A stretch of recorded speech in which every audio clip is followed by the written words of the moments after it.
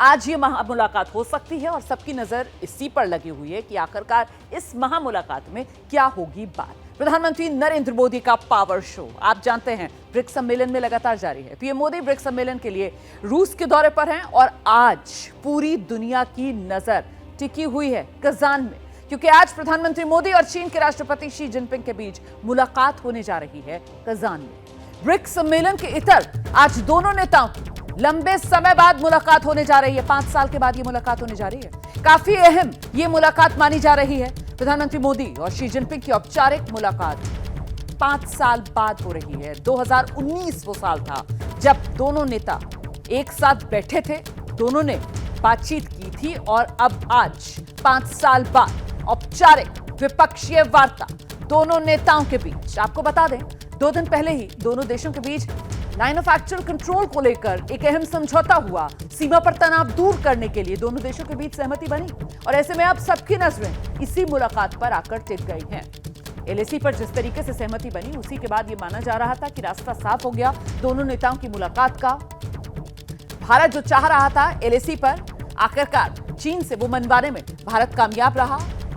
चीन को भारत की मांग के सामने झुकना पड़ा और अब एलएसी पर बात बनने के बाद ये मुलाकात शी जिनपिंग और प्रधानमंत्री नरेंद्र मोदी के बीच 5 साल बाद दोनों नेता द्विपक्षीय वार्ता करेंगे। 5 साल बाद औपचारिक द्विपक्षीय वार्ता और पूरी दुनिया की निगाहें इस पर टिकी हुई हैं। हम सीधे आपको लेकर चलेंगे, हमारे साथ हमारे सहयोगी विशाल पांडे कजान से इस वक्त मौजूद हैं और विशाल से ही जरा समझते हैं द्विपक्षीय वार्ता 5 साल के बाद अब जब दोनों नेता आमने सामने होंगे तो फिर एजेंडा इस वार्ता का क्या रहने वाला है। विशाल, क्या जानकारी मिल रही है?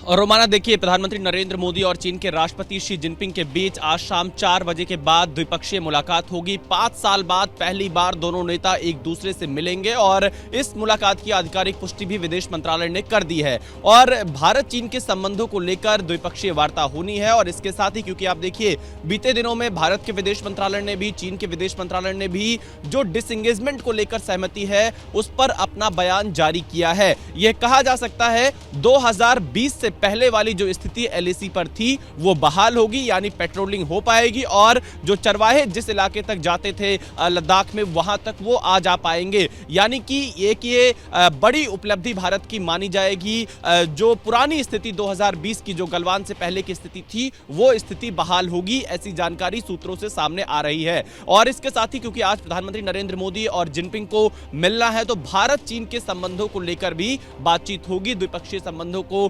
कैसे आगे बढ़ाया जाना है इस मुद्दे पर भी बातचीत होगी।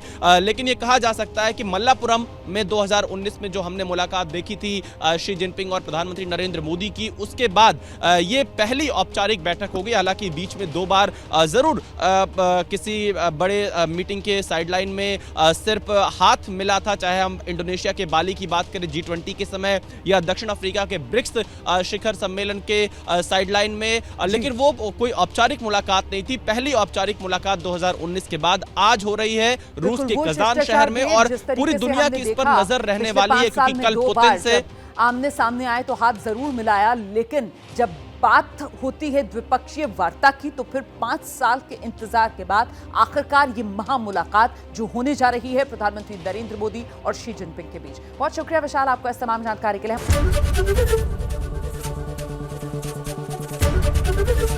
एबीपी गंगा, खबर आपकी, जुबान आपकी।